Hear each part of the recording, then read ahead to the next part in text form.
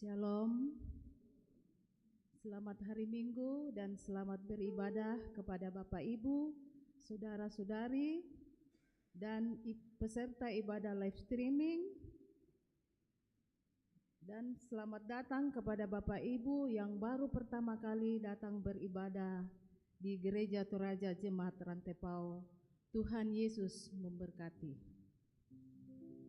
Penekanan warta jemaat Minggu tanggal 18 Mei 2025, yaitu pada poin yang ke-20, ibadah lansia Jemaat Rantepao dirangkaikan dengan posyandu lansia atau posbindu dilaksanakan pada hari Senin 19 Mei 2025 pukul 9 WITA di Gedung Gereja Jemaat Rantepao.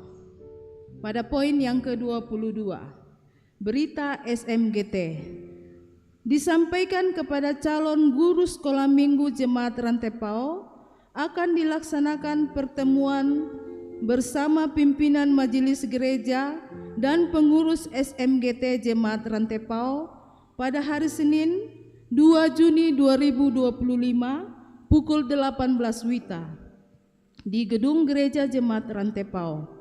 Nama calon guru SMGT Jemaat Rantepao dapat dilihat dalam warta jemaat.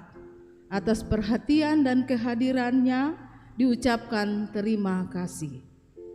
Pada poin yang ke-23, dalam rangka HUT Gereja Toraja Jemaat Rantepao yang ke-110, ada beberapa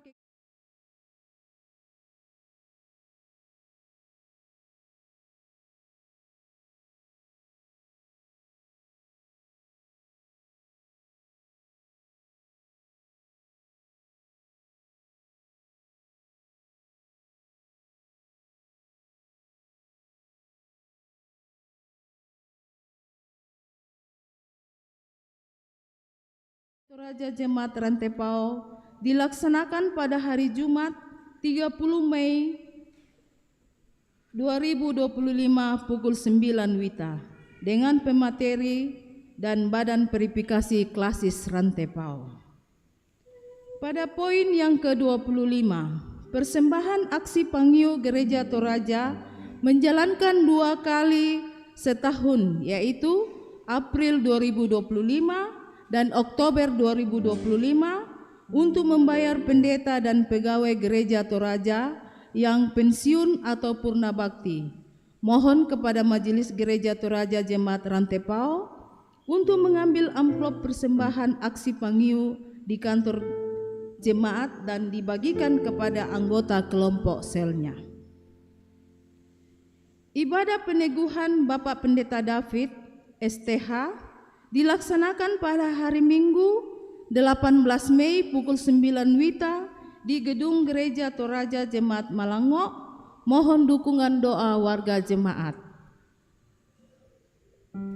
Ralat ibadah pada poin yang ke-7, ibadah PWGT akan dilaksanakan di rumah Ibu Yospin Biu dan Ibu Monika Biu. Dan informasi-informasi selanjutnya silahkan Bapak Ibu, saudara-saudari membacanya di warta jemaat. Demikian penekanan warta jemaat. Selamat beribadah.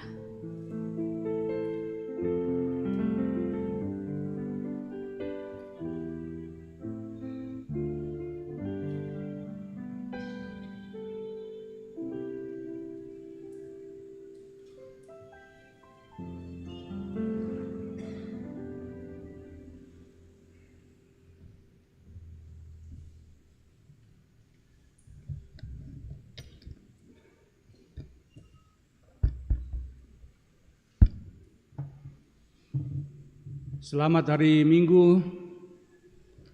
Kita percaya bahwa karena kasih Tuhanlah kita ada di sini menghadap hadirat-Nya, mengalami perjumpaan dengan Tuhan. Kebangkitan Kristus meneguhkan iman kita kepadanya. Kita pun diberi mandat untuk memberitakan dan menyatakan kasih-Nya bagi dunia ini. Mari bersekutu dengan Tuhan dalam sorotan tema perintah baru. Memuliakan nama Tuhan, jemaat angkat pujian suci, suci, suci.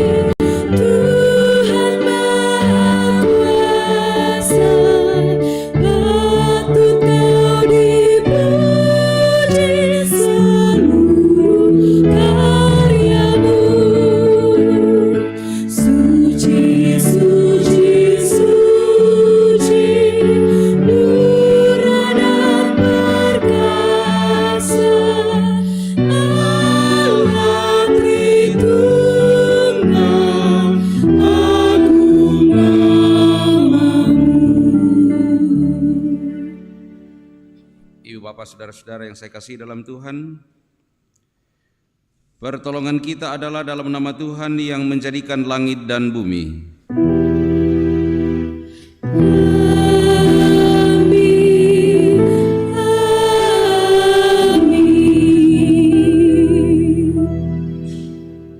Salam dari semua orang kudus kepada kamu, kasih karunia Tuhan Yesus menuntun kita dalam ibadah ini.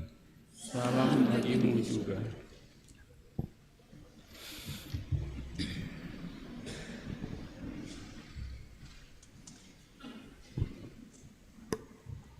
Saudara sekalian, jika kita berkata bahwa kita tidak berdosa, maka kita menipu diri kita sendiri dan kebenaran tidak ada di dalam kita. Jika kita mengaku dosa kita, Ia setia dan adil, sehingga Ia akan mengampuni segala dosa kita dan menyucikan kita dari segala kejahatan. Marilah dengan sesal dan malu, masing-masing kita mengaku dosa kita di hadapan Tuhan dalam pengakuan pribadi.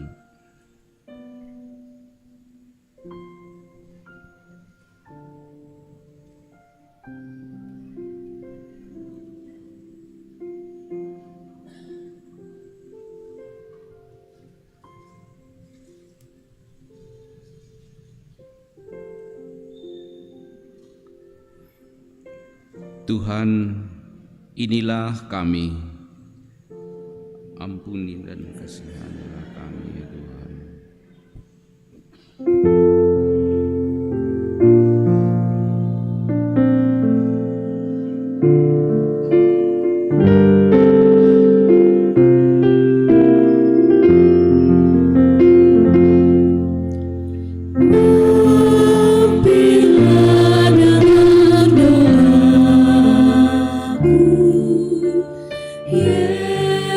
Yesus benar.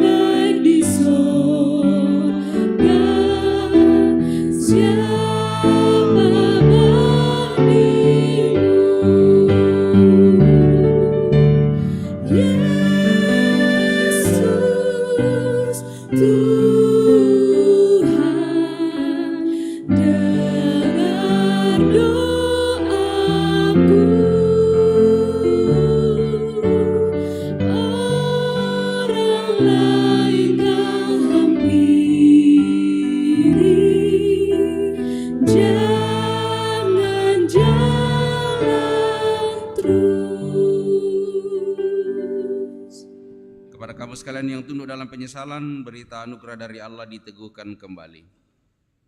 Teguhkanlah hatimu, hai anakku, dosa-dosamu diampuni. Amin.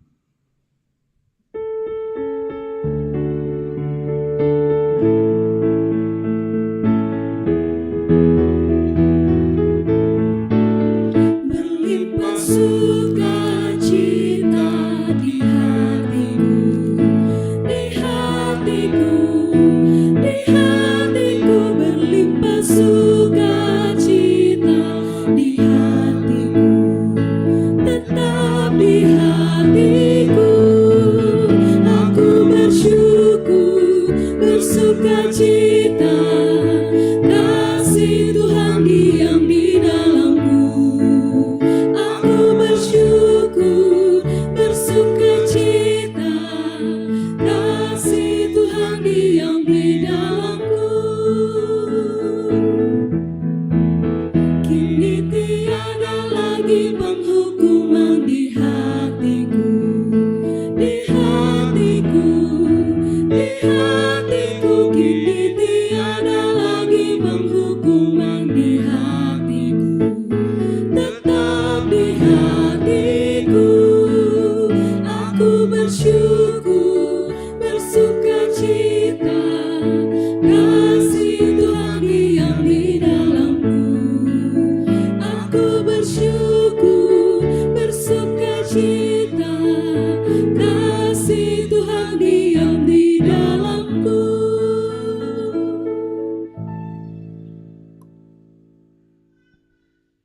Karena itu dengarkanlah petunjuk hidup baru. Aku memberikan perintah baru kepadamu, yaitu supaya kamu saling mengasihi. Sama seperti aku telah mengasihi kamu, demikian pula kamu harus saling mengasihi. Dengan demikian semua orang akan tahu bahwa kamu adalah murid-muridku, jikalau kamu saling mengasihi. Yohanes 13 ayat 34-35.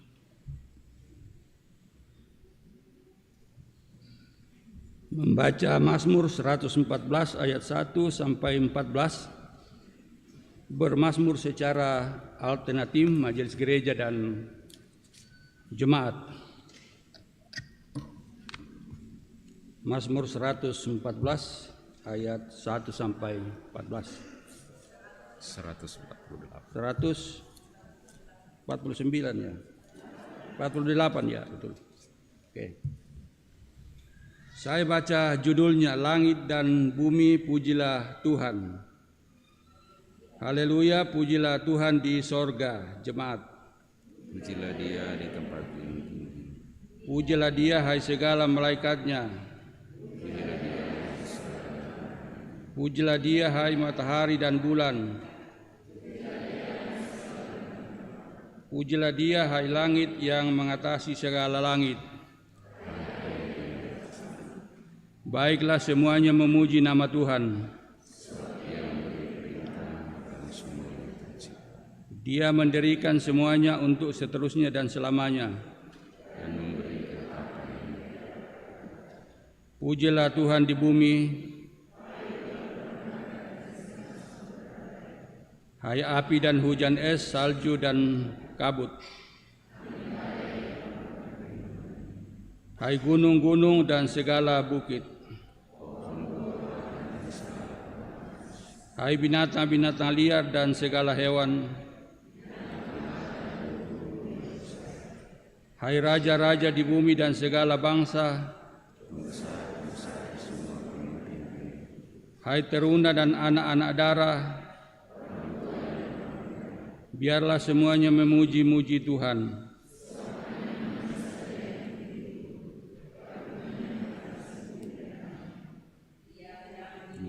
Tanduk kekuatan umat-Mu.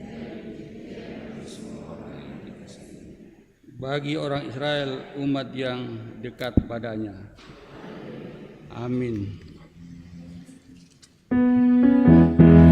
Haleluya, pudimi tukuang. Haleluya, pudimi buang. Haleluya, bangkai sangena.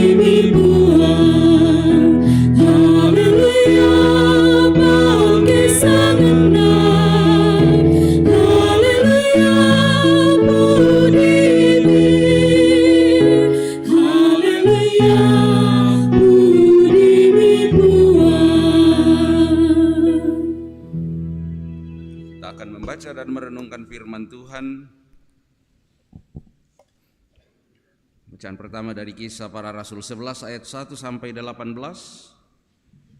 Yang kedua dari Wahyu 21 ayat 1 sampai 6.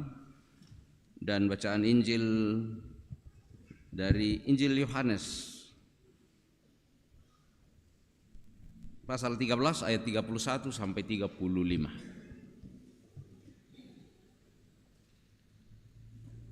Sebelum membaca firman Tuhan, mari kita berdoa.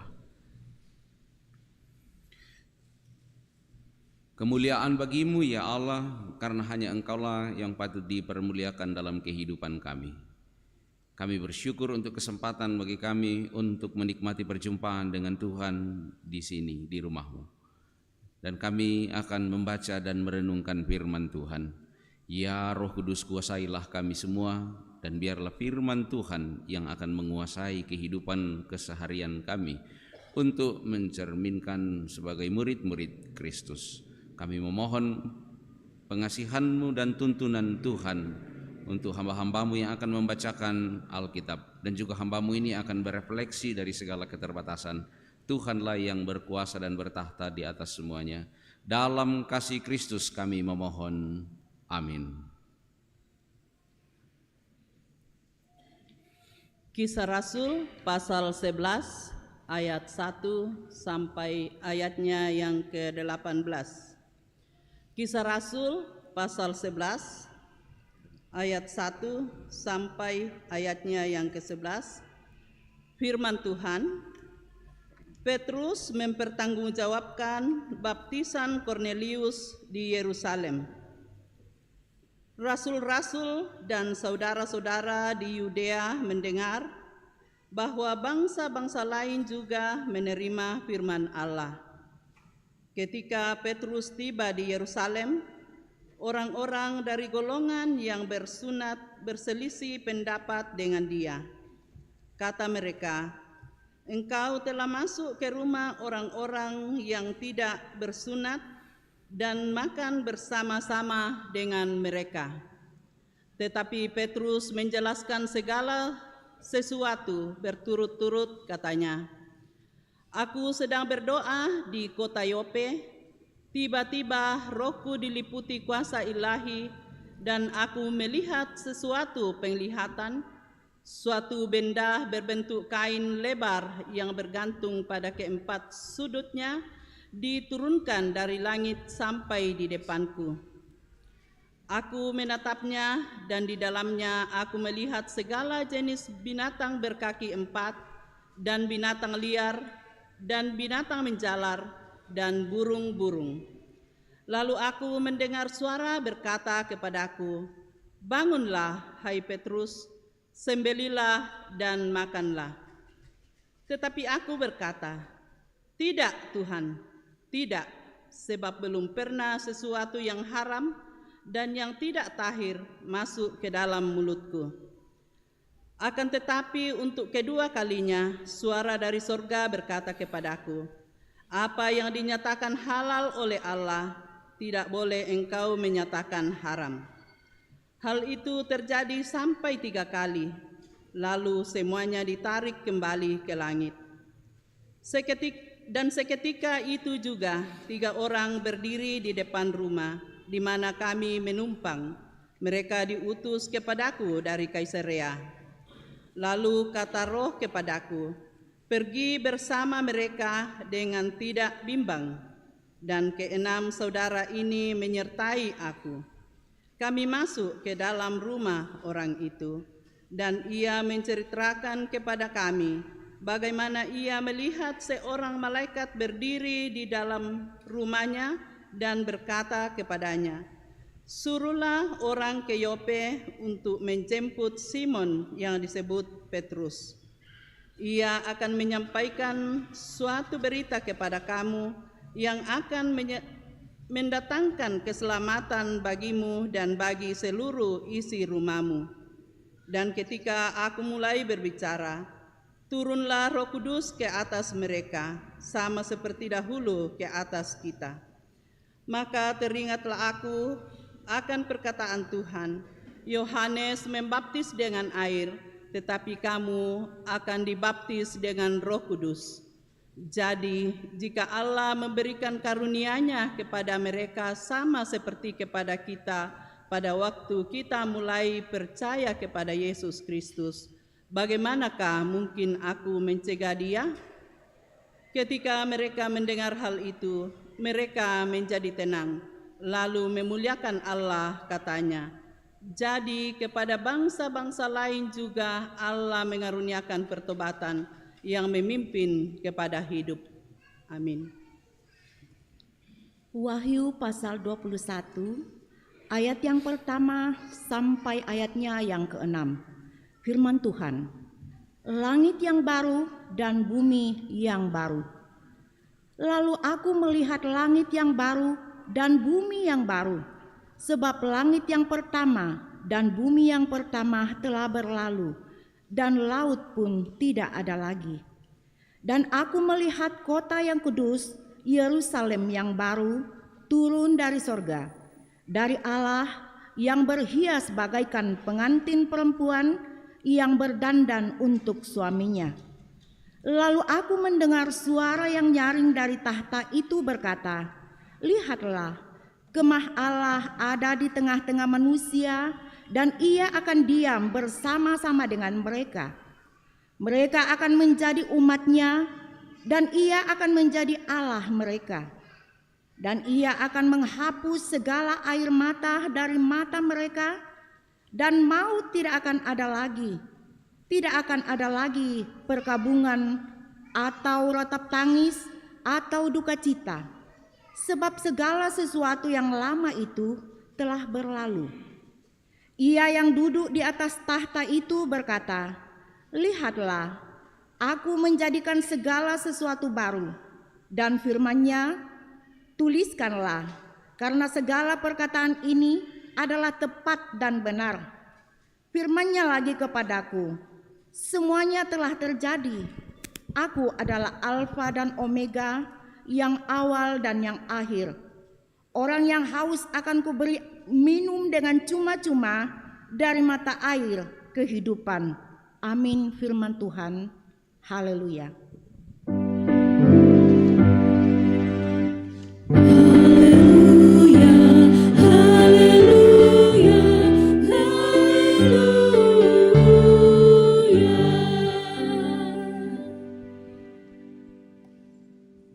Injil Yohanes pasal 13 ayat 31 sampai 35.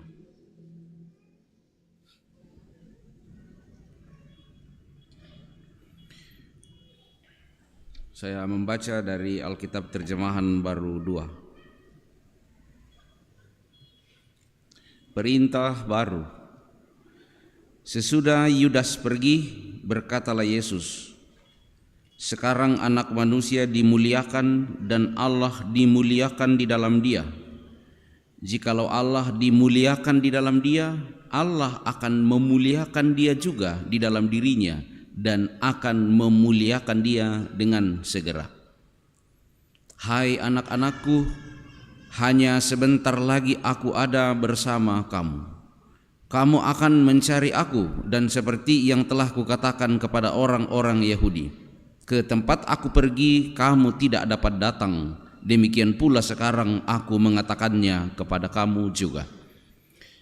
Aku memberikan perintah baru kepada kamu, yaitu supaya kamu saling mengasihi, sama seperti aku telah mengasihi kamu, demikian pula kamu harus saling mengasihi.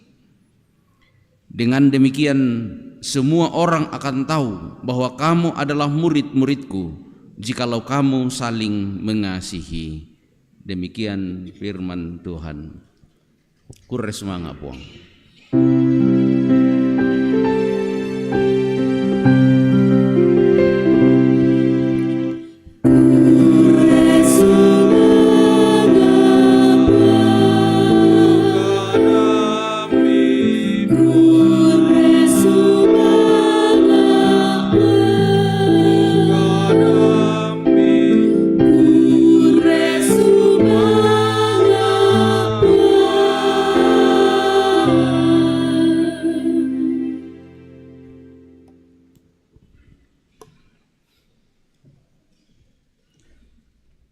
Bapak, saudara-saudara yang saya kasihi dalam Tuhan Yesus Kristus, anak-anakku semua, syukur kepada Tuhan kita dipersekutukan Tuhan pada saat ini di dalam ibadah kita di Minggu Paskah yang kelima.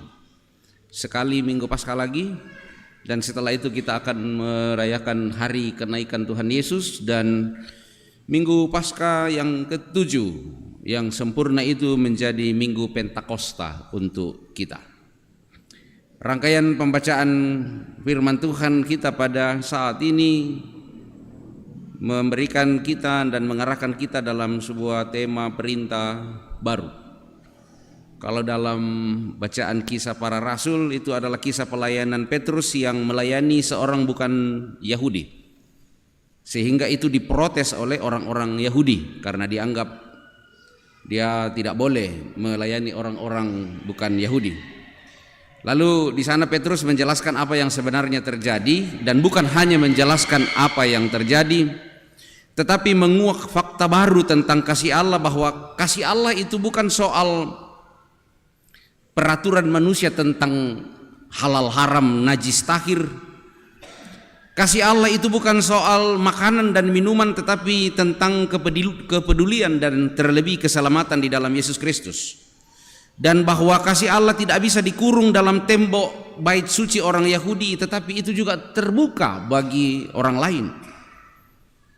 Ini kemudian juga mengajak kita untuk sejenak memahami tentang yang halal haram yang ada di dalam Perjanjian Lama. Karena ketika kita membaca Alkitab secara harfiah saja, maka akan ditemukan di dalam bahwa ada begitu banyak hal yang sudah tidak kita laksanakan. Tetapi apa yang terjadi dalam Kisah Rasul 11 ayat 1 sampai 18 itu adalah titik baliknya, ketika Petrus kemudian disuruh untuk menyembelih, dan Petrus kemudian mengatakan saya tidak pernah makan yang haram-haram. Lalu di sana Tuhan menegaskan melalui malaikatnya, melalui suara itu, bahwa ya apa yang Tuhan berikan jangan kau yang mengharamkan itu. Tetapi itu juga membawa kita untuk memahami kembali bahwa sesungguhnya yang haram halal itu di dalam Perjanjian Lama itu terjadi bukan hanya sekadar karena mau-maunya imam-imam dalam Perjanjian Lama untuk menyatakan ini halal, ini haram, ini takhir, ini najis. Tetapi pada prinsipnya dia hendak meletakkan bahwa segala sesuatu yang melewati batas yang seharusnya dan telah digariskan ketika diciptakan oleh Allah, itulah yang haram. Jadi segala sesuatu yang sudah melintas batas, yang tidak lagi seperti waktu Tuhan ciptakan, itu yang haram. Karena Tuhan menciptakan, memisahkan antara air, ada daratan dan ada lautan, ada udara, ada cakrawala dan ada daratan. Dan segala sesuatu yang sudah diletakkan begitu tetapi melintas batas, itu yang haram. Makanya kalau di dalam imamat kita akan menemukan kelelawar. Kelelawar itu haram untuk dimakan. Kenapa? Karena kelelawar itu dia bertaring tetapi dia tidak makan daging. Dia ada hewan darat, apakah dia ya kelelawar burung rakate kelelawar atau hewan darat rakate kelelawar? Disitulah letaknya kenapa dia menjadi diharamkan. Tokok kata, itu haram. Itu kata itu hewan darat atau hewan air? Dua-duanya dia melintas batas yang ditetapkan oleh Allah ketika dia menjadikan segala sesuatu, maka dia menjadi haram. Lendong, indah kau mimporengkan dia tolok lendongin dia. Kalau dalam Alkitab hewan yang tidak bersisik itu, hewan air yang tidak bersisik itu haram, karena sesungguhnya yang ada di dalam air harus bersisik. Tapi kenapa ini lendong dia tidak bersisik? Lalu dia pun hidup juga di dalam, dia membawa kota daratan. Maka bagi konsep Perjanjian Lama dan budaya Yahudi kuno itu menjadi haram. Babi, diperkirakan di duku baik. Babi itu haram karena dia berkuku belah. Dan bagi dalam pengaturan imamat waktu itu bahwa yang berkuku belah itu harus memamah biak. Tetapi ternyata kan babi tidak memamah biak. Tenale ngatu tubai. Lagi pula babi itu kan dia juga bertaring, tetapi dia bukan pemakan daging. Dan yang bertaring itu harusnya makan daging. Jadi ketika dia sudah tidak lagi menjalani eksistensi sebagaimana dia diciptakan bagi orang Yahudi di dalam zaman Perjanjian Lama, itulah yang diharamkan. Tapi kemudian dibarui ketika Tuhan sendiri menunjukkan kepada Petrus, kenapa pengaturan seperti itu yang sehingga kamu harus mengatakan bahwa ada ciptaanku yang haram. Jadi yang melintasi batas yang seharusnya itulah yang haram. Nah, kamu datoro di kwa dami kandebang itu duku ubay, pami pesot abang itu duku ubay, maka pada saat itu haram to laku kamu to. Ya, kalau tensi cepat sekali naik karena makan tambuku tedong soto Makassar, soto Kerbau, nami kande pisi 5 mangkok, nah itu menjadi haram bagi kita semua. Janganlah kamu makan darah, karena darah itu orang yang makan darah harus dilenyapkan dari antara saudara sebangsanya. Mikande itu rara. Bagaimana rasanya makan Pak Piong duku ubay tanpa dirarai? Woi, dobol-dobol molanto ya mau Pak Piong duku ubay ya siapa dirarai. Tapi kenapa Alkitab melarang orang dalam perjanjian lama makan darah? Karena darah itu adalah inti persembahan. Darah itu adalah miliknya Tuhan yang dipersembahkan kepada Tuhan. Nah, kalau hari ini Bapak Ibu datang beribadah dan datang membawa darah untuk dipersembahkan, jangan kami makan darah. Tapi yang kita bawakan hidup kita. Yang kita bawa adalah harta yang ada pada diri kita untuk kita persembahkan. Bukan darah lagi yang kita persembahkan kepada Tuhan. Jadi darah itu adalah simbol segala sesuatu yang adalah milik Tuhan dan yang harus dipersembahkan kepada Tuhan. So, ketika persembahan tidak kita kelola dengan baik, ketika persembahan tidak dibelanjakan dengan baik, tidak ditata dengan baik, itu yang setara dengan makan darah. Tapi masalah rara bayi rara tedong, mami atau Wahyu berbicara tentang Yerusalem baru. Kata Yerusalem adalah kota yang artinya kota yang dibangun di atas pondasi cinta dan damai. Itu arti kata Yerusalem, baik bahasa Ibrani maupun Yunani. Kota yang dibangun atau kota yang alasnya adalah damai. Tapi sayang sekali waktu itu di dalam masa perjanjian baru, Yerusalem tidak lagi identik dengan kota damai, tetapi dia sudah identik dengan kota darah dan amarah. Dan karena itulah ada nubuatan bahwa Yerusalem yang baru itu akan diturunkan oleh karya Allah di dalam Yesus Kristus, dan itu menunjuk sebenarnya kepada karya Roh Kudus bahwa landasan dari kota ini akan dikembalikan kepada yang seharusnya, yaitu damai yang sesungguhnya dan yang seharusnya menjadi dasar dari kota Yerusalem, bukan amarah, bukan darah. Karena itu yang telah mewarnai kehidupan kota Yerusalem. Dan di sini sebenarnya mengajak kita pada sebuah perenungan bahwa yuk mari kita jadikan rumah tangga kita masing-masing menjadi Yerusalem kecil, kota yang dibangun di atas damai, kota yang dibangun di atas cinta kasih. Tertulis dalam Warta Jemaat itu yang melayani pendeta Miyoko Tandi Lolok. Ini pendeta di Jemaat Elim. Saya mencintai pendeta ini dan dia istri saya, dan dia mengatakan, sayang, bolehkah menggantikan saya karena ada agenda yang tidak bisa dia elakkan, dan jadwal saya itu sore hari di sebuah jemaat. Oke sayang, saya akan membantu. Dan setelah saya mau jalan dari rumah, dia kembali mengatakan, terima kasih sayangku. Oke baik. Mari kita jadikan rumah kita sebagai sebuah Yerusalem, kota yang dibangun di atas damai. Jangan justru menjadikan rumah kita menjadi rumah amarah, bukan rumah damai. Dan itu akan menuntun kita berjalan kepada Yerusalem yang baru yang dijanjikan oleh Tuhan kepada kita. Itulah makna ketika ada pembaruan makna tentang Yerusalem di dalam Wahyu. Dan pernyataan yang paling kuat di dalam bacaan utama kita pada saat ini, dan ini yang menjadi bahan utama kita, Yohanes 13 mengenai kasih sebagai perintah baru. Meski sesungguhnya itu bukanlah hal yang sama sekali baru, karena sesungguhnya kasih adalah kegenapan dan inti dari semua hukum Taurat. Mengapa harus disebut perintah baru? Karena kehidupan umat yang meskipun taat kepada berbagai aturan agama, ini orang Yahudi yang ditunjuk, tetapi mereka sudah hidup dari kasih. Mereka berbicara tentang kasih, tetapi hidupnya jauh dari kasih. Dan dalam tema perintah baru, 4 hal yang saya ajak untuk menjadi perenungan lanjutan bagi kita semua. Yang pertama, kasih sebagai perintah baru itu bukan sekadar dikatakan, bukan sekadar diposana, apalagi ketika dikatakan Allah adalah kasih. Dan memang itu terbukti kasihnya kepada kita. Dan ketika dikatakan sekarang kita adalah orang-orang yang mengikuti Yesus, Yesus sendiri mengatakan, tunjukkanlah kepada dunia bahwa kamu adalah murid-muridku ketika kamu saling mengasihi.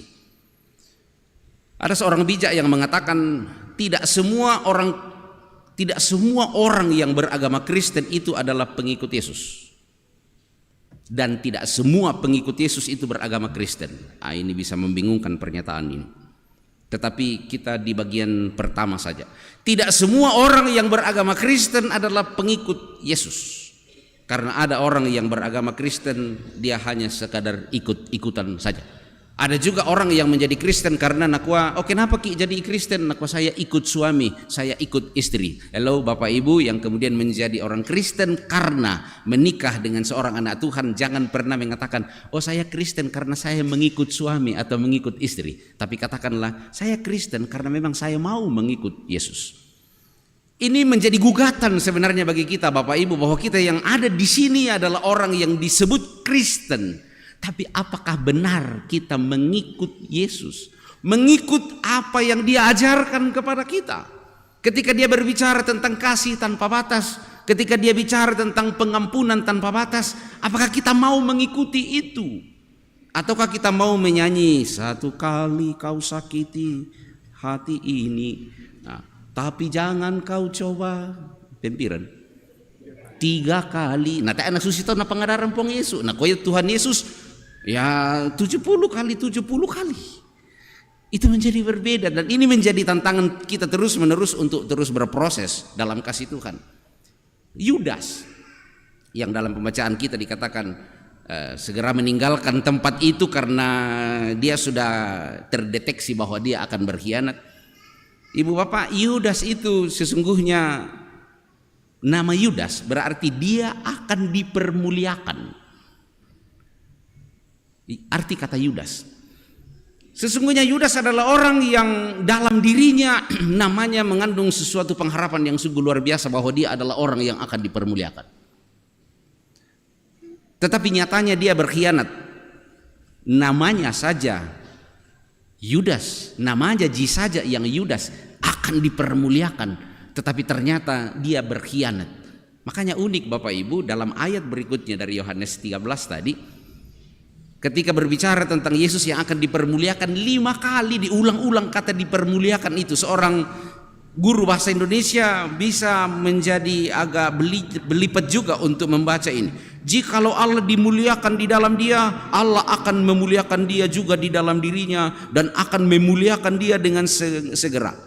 5 kali disebut di sana kata kemuliaan yang dilekatkan kepada Kristus bertolak belakang dengan apa yang dilakukan dan pengkhianatan yang dilakukan oleh Yudas. Ibu bapak yang dikasihi Tuhan, jangan hanya nama yang melekat pada diri kita masing-masing, tetapi seharusnya di dalam nama yang kita miliki dan identitas kita sebagai orang Kristen, sebagai pengikut Yesus, kita betul-betul menampakkan diri, kita betul-betul menampilkan diri sebagai pengikut Yesus. Jadi itu yang pertama, ibu bapak, kasih bukan sekadar dikatakan, bukan hanya sekadar menjadi label, tetapi harusnya menjadi bagian dari kehidupan kita. Pertama. Kedua, dalam kasih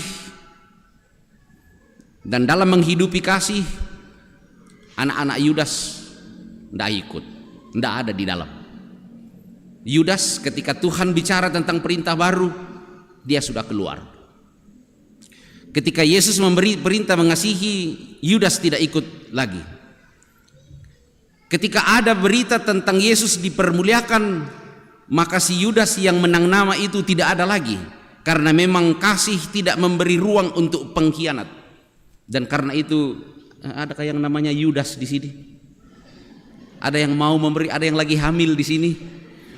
Bagaimana kalau saya mengusulkan, yuk nanti berikan nama dia Yudas dalam pengertian sebenarnya bahwa dia akan dipermuliakan. Oh sorry ya, ada begitu banyak nama yang saya bisa berikan kepada anak saya. Tapi kemudian jangan ketika besok-besok ketemu dengan orang yang bernama Yudas, lalu Bapak Ibu mengatakan, oh ya mutinde. Bapak Ibu, tapi kita paling sering sebenarnya menjadi seorang Yudas. Bersalaman dengan orang tetapi tidak tulus, Yudas. Senyum kepada orang tapi hatinya dongkol, Yudas. Pergi mak gereja. Ada yang tahu sudah berapa menit saya berkhotbah sampai sekarang? Ada yang tahu? Menghitung, tete pada tahun mulai ini nanti 5 momen ini, karua momen ini, hati-hati. Yudas datang mengatakan aku ingin berjumpa dengan Tuhan. Nah baru mendengar firman Tuhan sesaat saja dia sudah mulai gelisah. Yudas memberi persembahan, majelis gereja lupa cantumkan dan akhirnya dia ngamuk-ngamuk. Yudas mengatakan kepada istri atau suami atau pacar, anak-anak muda, kau satu-satunya sayangku, tapi ternyata mau dipegang HP-nya tidak mau dipegang HP-nya. Yudas. Ya nadengkom itu kalau ada yang tidak mau HP-nya dipegang pasangannya, kau hidup dengan Yudas. Kalau dia tidak bersedia HP-nya mau pegang. Ini saya tidak memprovokasi ya. Jangan sampai setelah ini ada yang tiba-tiba putus karena duduk sama-sama di gereja, nah tiri-tiri itu HP-nya pacarnya lalu kemudian tarik menarik HP. Tapi fenomena Yudas ini adalah sesuatu yang sangat hidup. Tetapi ingat bahwa di dalam kasih yang sesungguhnya, di dalam iman yang sesungguhnya, dan di dalam pengharapan yang sesungguhnya, Yudas itu tidak boleh ikut. Dia tidak boleh ikut di dalam salaman kita karena salaman kita adalah salaman yang tulus. Dia tidak boleh ikut di senyum kita karena senyum kita adalah senyum yang paling tulus. Dalam pelayanan kita tidak ada Yudas karena pelayanan kita adalah pelayanan yang paling tulus. Itu perenungan yang kedua, bahwa di dalam kasih anak-anak Yudas jangan diberi tempat. Yang ketiga, di dalam kasih ada pemberitaan Injil, firman Tuhan. Dengan demikian semua orang akan tahu bahwa kamu adalah murid-muridku, yaitu jikalau kamu saling mengasihi. Ketika kita mengasihi dengan tulus, maka itu adalah pemberitaan Injil Yesus Kristus. Pemberitaan Injil bukan hanya soal kita berteriak tentang kemuliaan Allah di dalam Yesus Kristus. Memang itu perlu. Tetapi ketika kita hidup dalam kasih, ketika kita hidup dalam pengampunan, ketika kita hidup di dalam segala ketulusan untuk melakukan apa yang menjadi perintah Kristus, maka di sanalah orang akan mengenal kita. Mereka adalah murid-murid Yesus. Dan yang keempat, perenungan yang keempat, ekspresi kasih adalah pengorbanan, pengampunan, dan penerimaan apa adanya. Jika kita mengasihi karena dikasihi, kita menyayangi karena disayangi, itu biasa. Siapapun bisa melakukan, hewan pun bisa melakukan. Tetapi kasih yang otentik itu mesti ada unsur pengorbanan, mesti ada unsur pengampunan dan penerimaan apa adanya. Dan itulah yang telah dilakukan oleh Tuhan di dalam Yesus Kristus bagi kita, bahwa di dalamnya ada pengorbanan, di dalamnya ada pengampunan, dan di dalamnya ada penerimaan. Tuhan menerima kita apa adanya. Kalau orang-orang lain yang beragama lain itu terlebih dahulu harus bertobat, lalu barulah setelah itu menerima pengampunan dosa. Tetapi di dalam Yesus Kristus, maka pengampunan dosa itu telah dikaruniakan kepada kita. Dan kita dipanggil untuk bertobat, kita dipanggil untuk membarui hidup kita, kita dipanggil untuk hidup dalam kasih, untuk merespon segala anugerah pengampunan yang telah Tuhan berikan kepada kita. Orang lain harus berjuang supaya mendapatkan anugerah Allah, tetapi di sini kita telah mendapatkan anugerah Allah itu, dan kita hanya sekarang dipanggil untuk menjawab anugerah Allah itu dengan mengasihi Tuhan, mengasihi sesama, dan menikmati persekutuan apa adanya dengan hati yang tulus. Mari kita mengaminkan firman Tuhan ini, Bu Bapak. Kita tunduk sejenak dalam saat teduh bersama.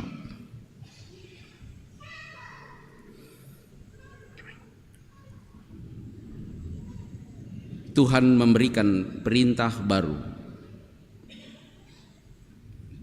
yaitu saling mengasihi. Kasih itu bukan sekadar dikatakan, tetapi kasih itu seharusnya dihidupi.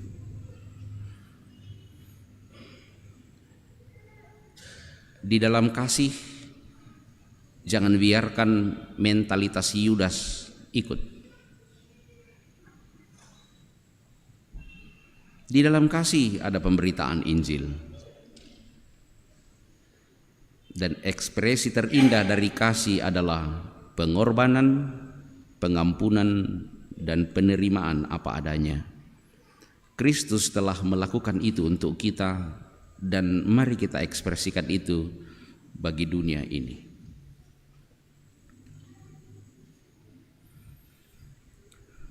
Mari berdoa.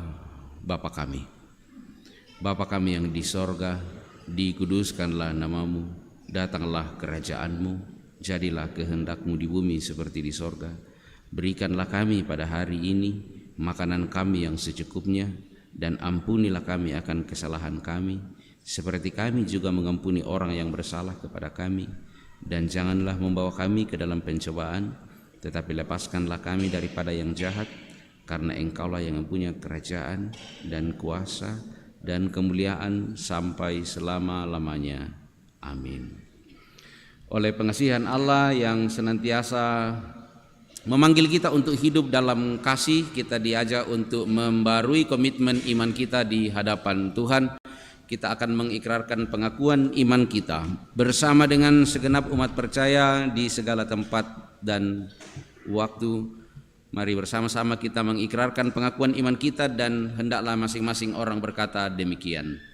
Aku percaya pada Allah, Bapa yang Maha Kuasa, Khalik langit dan bumi, dan kepada Yesus Kristus, anaknya yang tunggal Tuhan kita, yang menderita, lahir anak dari Maria, yang menderita di bawah pemerintahan Pontius Pilatus, disalibkan, mati dan dikuburkan, turun ke dalam kerajaan maut.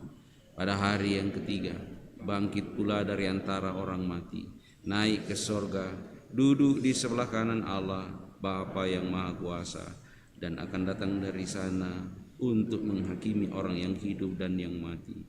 Aku percaya kepada Roh Kudus, gereja yang kudus dan persekutuan orang kudus, pengampunan dosa, kebangkitan daging, dan hidup yang kekal. Amin.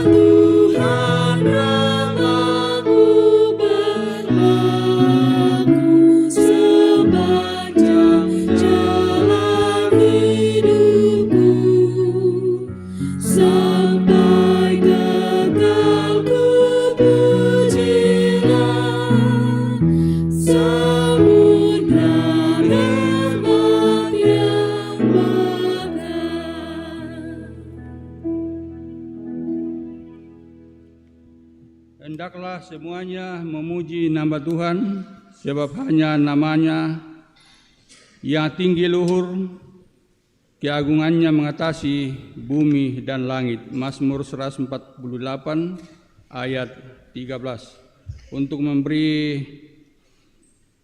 persembahan terpuji Engkau, Kidung Jemaat 397 ayat 1 sampai 4.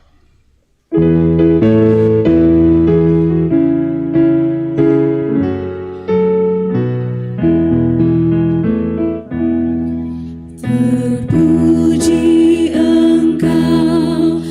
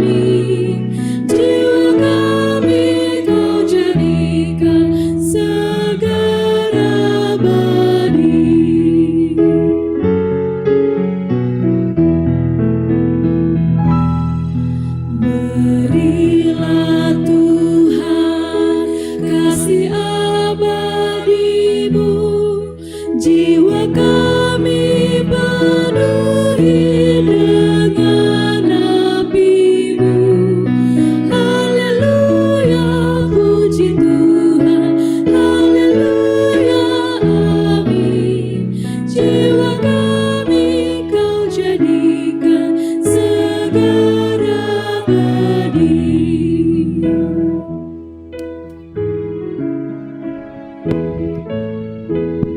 Silakan Turah. Bapak Ibu yang dikasihi Tuhan,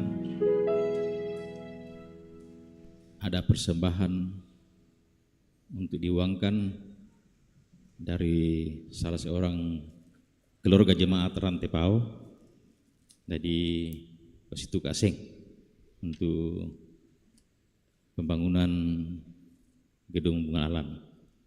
Ta Pasitu Kaseng melong liute yan na ibu te melodiu na koleksi ya prakasangan na supaya apa bisa na papati ya ke tawar ya apa sih kak bisa tadi di penai golla prakate pembasian reka tadi pira 100 satu kali, 2 kali, 2 kali, 200 1 kali, 2 kali, 3 kali. Ya. Ini Pak. Lada katokon. Ya te lada katokon. Mami itu kekedin duk ubay dipasikan deh. Patannya atasnya na haram. Ya ke 50 1 kali, 50 2 kali, temo 50 3 kali.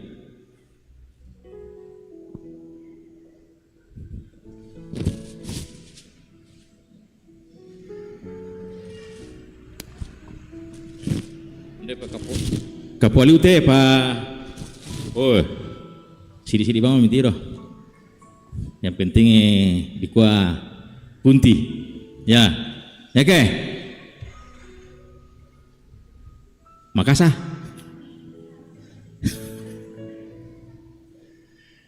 Temo.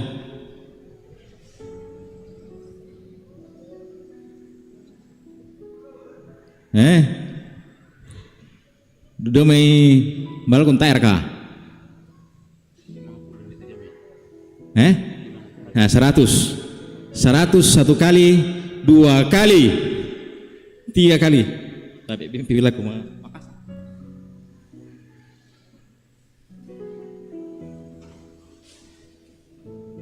Ya, terima kasih Bapak Ibu yang sama-sama dikasih Tuhan uang untuk pelelangan. Kurang semangat. Dilanjutkan persembahan pujian dari Bapak Simon Dawenan. Sesudah itu persembahan pujian dari trio Chris Solvie Voice.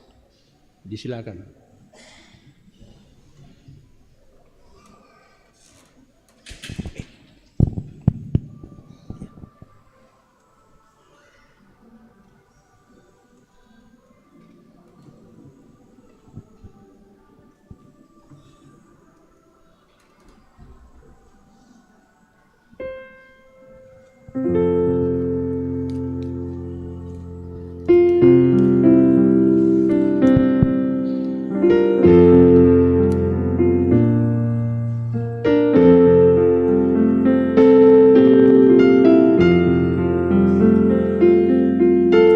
Yesus, aku cinta padamu.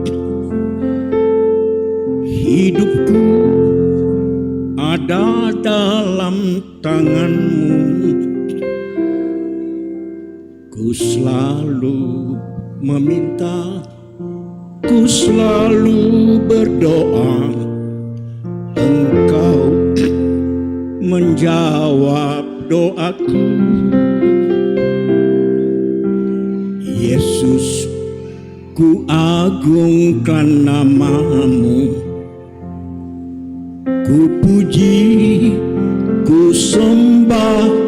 selalu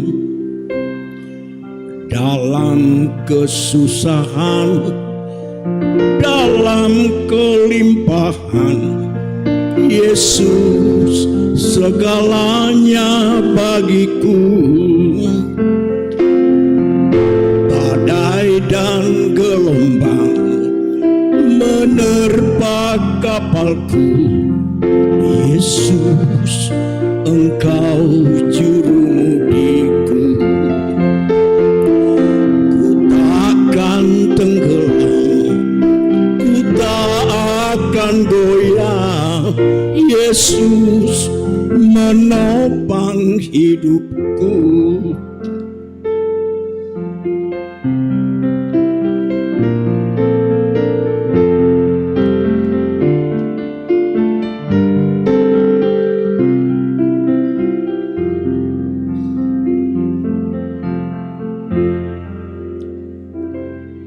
Yesus, aku cinta padamu. Hidupku ada dalam tanganmu. Ku selalu meminta, ku selalu berdoa. Engkau membalas doaku. Yesus, ku agungkan namamu. Ku puji, ku sembah kau selalu. Dalam kesusahan, dalam kelimpahan. Yesus segalanya bagiku. Badai dan gelombang menerpa kapalku. Yesus, Engkau jurumudiku. Ku takkan tenggelam, ku tak akan goyah. Yesus menopang hidupku. Badai dan gelombang menerpa kapalku. Yesus, Engkau jurumudiku. Ku takkan tenggelam, ku tak akan goyah.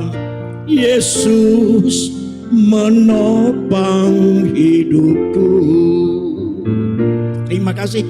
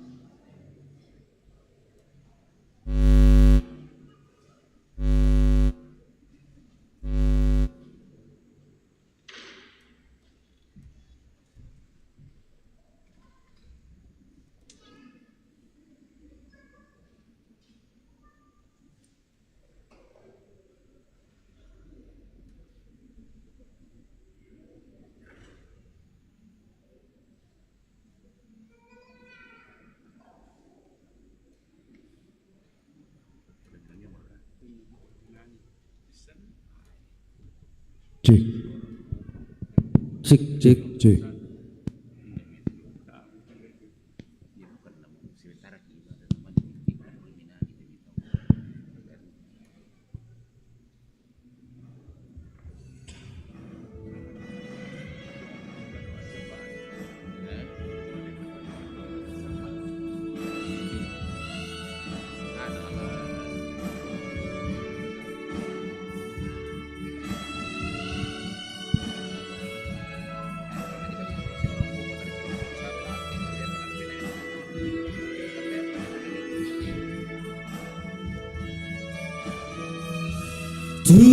Tuhan tak pernah keliru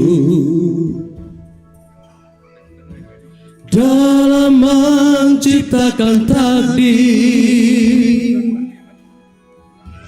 bagi semua orang yang hidupnya berkenan di hatinya.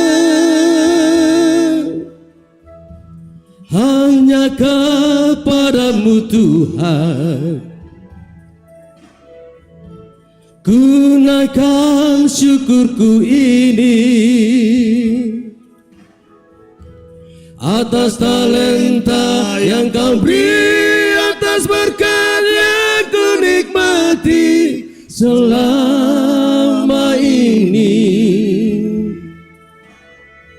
Walau banyak orang yang ingin menjatuhkanku, aku tak peduli. Meski banyak tutur kata yang menyakitkan, aku tak peduli. Aku ingin selalu bersaksi tentang firman-Mu lewat puji-pujian. Ku mau berjalan bersama-Mu Tuhan, walau ku tahu jalan-Mu penuh berliku.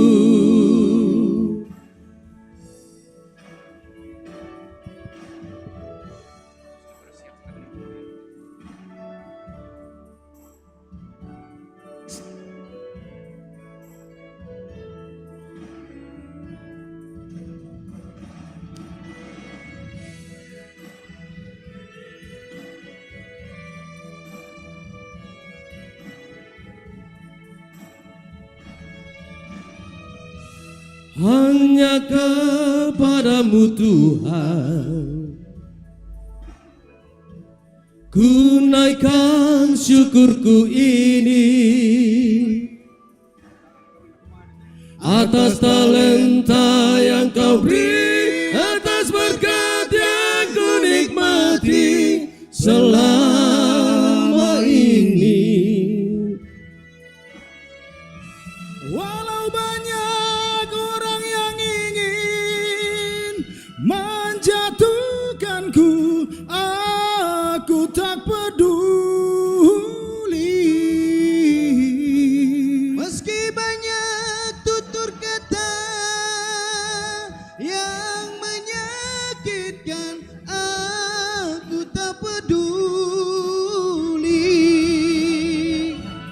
Aku ingin selalu bersaksi tentang firman-Mu lewat puji-pujian. Ku mau berjalan bersama-Mu Tuhan, walau ku tahu jalan-Mu penuh berliku. Walau banyak orang yang ingin menjatuhkanku, aku tak peduli. Meski banyak tutur kata yang menyakitkan, aku tak peduli. Aku ingin selalu bersaksi tentang firman-Mu lewat puji-pujian. Ku mau berjalan bersama-Mu Tuhan, walau ku tahu jalan-Mu penuh berliku. Ku mau berjalan bersama-Mu Tuhan, walau ku tahu jalan-Mu penuh berliku. Terima kasih.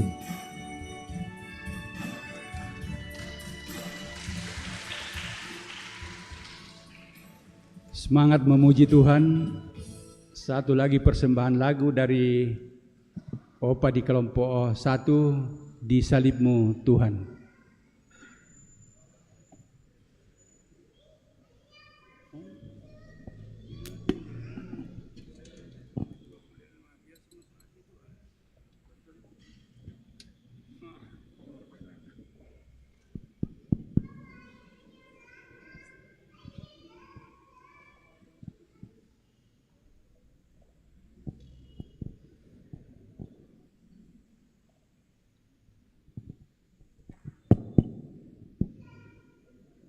Tapi aku bisa benda natumang kamasajan.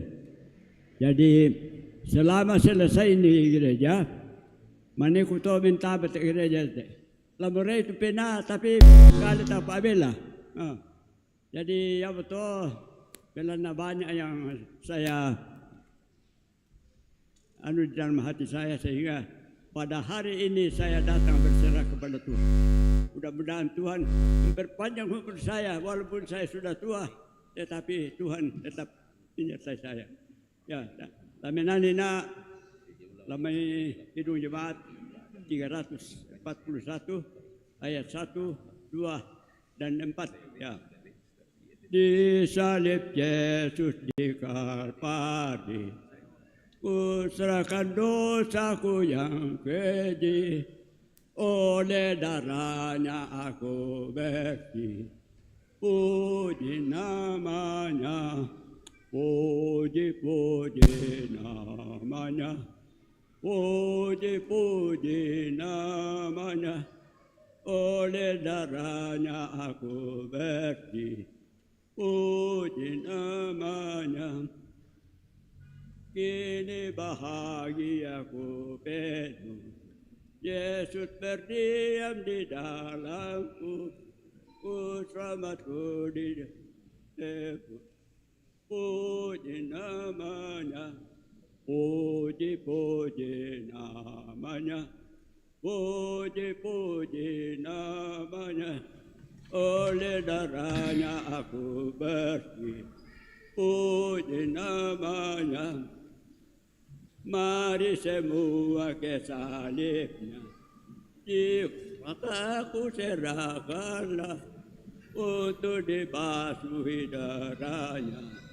Puji namanya, puji namanya, puji namanya, oleh darahnya aku bersih.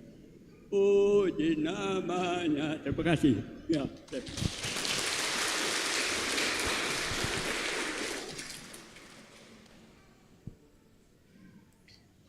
Kita akan menaikkan syafaat kita, berdoa untuk warga jemaat yang sakit dan sementara dalam pemulihan.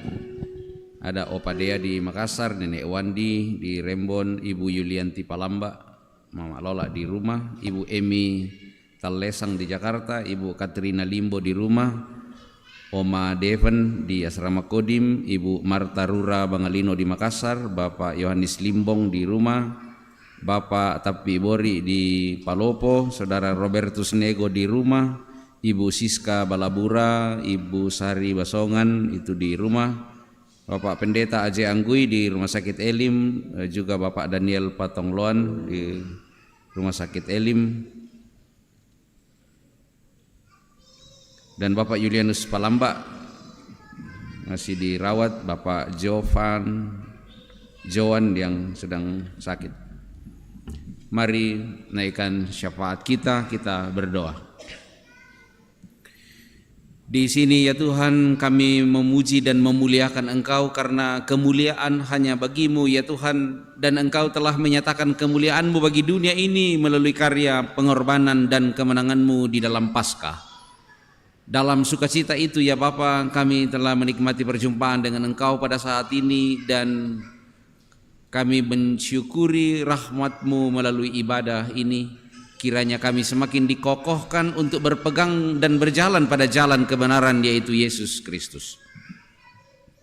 Bapa di sorga, di sini kami bersukacita dan bersyukur kepadamu untuk setiap pribadi yang menyerahkan dirinya berserah diri pada saat ini di sini untuk dijamah oleh Tuhan di dalam ibadah ini. Kami bersyukur untuk setiap hati yang memberi diri dalam pelayanan. Kami bersyukur untuk setiap keluarga-keluarga yang boleh menikmati kasih-Mu. Kami bersyukur bersama saudara-saudara kami yang berulang tahun. Biarlah umur panjang senantiasa di dalamnya berlimpah syukur kepada Tuhan. Kami bersyukur Tuhan untuk hal-hal yang boleh Tuhan izinkan kami lalui dalam kehidupan ini, dan kami boleh mengerjakan berbagai hal dalam kehidupan kami sepanjang minggu ini dan juga sepanjang kehidupan kami. Kami bersyukur ya Tuhan untuk kesembuhan dari yang sakit. Kami bersyukur untuk kelegaan dari kegelisahan. Kami bersyukur untuk selamat dalam perjalanan. Kami bersyukur untuk kesempatan yang Tuhan berikan bagi kami mengambil bagian dalam pelayanan Tuhan melalui persembahan pada saat ini. Terimalah ya Tuhan. Dan di atas semuanya itu ya Tuhan, syukur atas karunia keselamatan di dalam Yesus Kristus. Tapi dari ungkapan syukur kami ya Tuhan, kami pun membawa keluh kesah kami di hadapan Tuhan. Pergumulan kami bersama dengan mereka yang sedang sakit, baik di rumah maupun di rumah sakit. Tuhan, kami mohon kuatkan iman mereka, karena kami percaya oleh iman kami disembuhkan, dan oleh iman pula kami tetap bersabar untuk sebuah proses yang Tuhan izinkan terjadi dalam kehidupan kami. Bapa di sorga, kami bergumul bersama mereka yang berduka cita karena kematian orang yang dicintai. Kami percaya Tuhan yang akan menopang kehidupan kami untuk berkata, segala perkara dapat kami tanggung di dalam Engkau yang memberikan kekuatan kepada kami, dan bahwa Allah bekerja dalam segala sesuatu untuk mendatangkan kebaikan bagi kami semua. Kami bergumul bersama dengan mereka yang mendapatkan tekanan-tekanan yang berat dalam hidup ini, mendapati masalah-masalah kehidupan. Kami percaya ya Tuhan bahwa oleh kasih-Mu dan oleh Roh Kudus yang dicurahkan bagi kami dan kuasa darah Kristus yang ada di dalam diri kami boleh melewati setiap perjuangan dan ujian iman yang Tuhan izinkan kami lalui dalam kehidupan ini. Kami memohon pengasihan-Mu Bapa untuk orang tua kami dalam pergumulan mereka, walaupun tak dapat bersama dengan kami oleh karena tubuh melemah karena usia. Tapi kami percaya bahwa tubuh yang melemah senantiasa akan ada di dalam iman yang kuat, baik dari orang tua kami maupun dari kami orang yang mengasihinya. Bapa di sorga, kami akan menjalani kehidupan kami hari ini dan hari-hari ke depan. Dalam pengasihan-Mu kami mohon, biarlah kehidupan kami pribadi-pribadi, keluarga-keluarga, orang-orang yang kami kasihi dimanapun mereka berada, anggota keluarga kami yang terpisah oleh karena pekerjaan ataupun karena pendidikan, Tuhan persatukan kami senantiasa dalam iman, pengharapan dan kasih.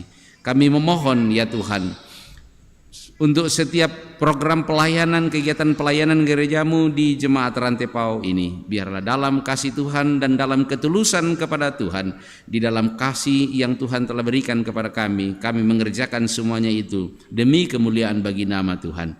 Bapa di sorga, kami mensyukuri gedung bunga lalan ini, dan biarlah hingga dia purna untuk kami pakai bersama dalam pelayanan gereja-Mu di Jemaat Rantepau ini, semuanya dalam lindungan dan berkat Tuhan.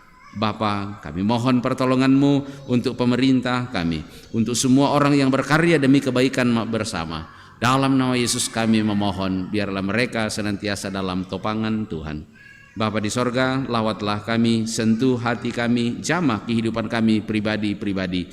Kami percaya bahwa Tuhan tahu dan mau yang terbaik bagi kami dalam hidup ini. Dengarkan doa kami, ya Bapa di sorga, ampuni dosa kami. Kami berdoa di dalam nama Tuhan Yesus, Juru Selamat kami. Haleluya. Amin.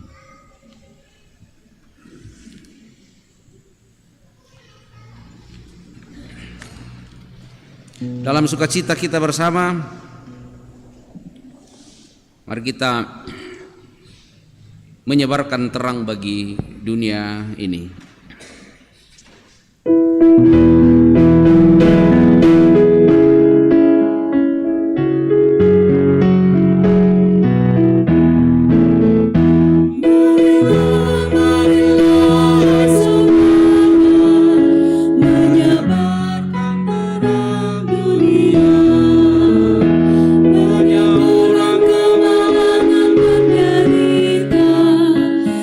Diliputi kegelapan.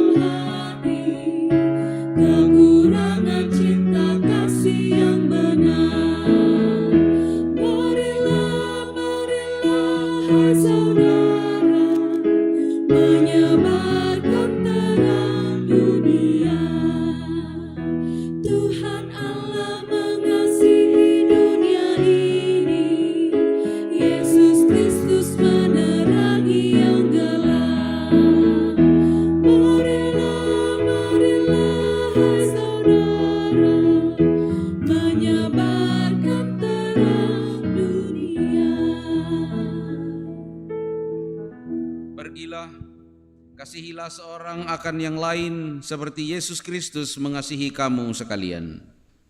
Arahkan hati kepada Tuhan dan terimalah berkat-Nya. Tuhan memberkati engkau dan melindungi engkau. Tuhan menyinari engkau dengan wajah-Nya dan memberi engkau kasih karunia. Tuhan menghadapkan wajah-Nya kepadamu dan memberi engkau damai sejahtera.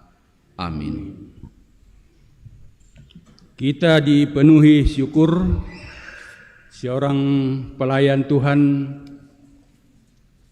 Bapak Pendeta Christian Tanduk, Sekum BPS Gereja Toraja, sebagai pelayan firman dalam ibadah saat ini. Tuhan memberkati, menyertai Bapak Pendeta dan keluarga dalam setiap tugas dan pelayanan. Terima kasih. Nyanyian syukur kasih Tuhan mengiringimu.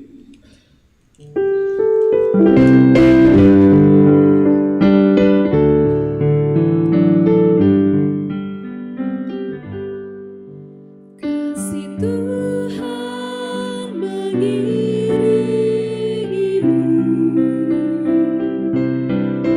dan sayap-Nya melindungimu. Tangan Tuhan pegang di dalam hidupmu. Majulah dalam terang kasih-Nya.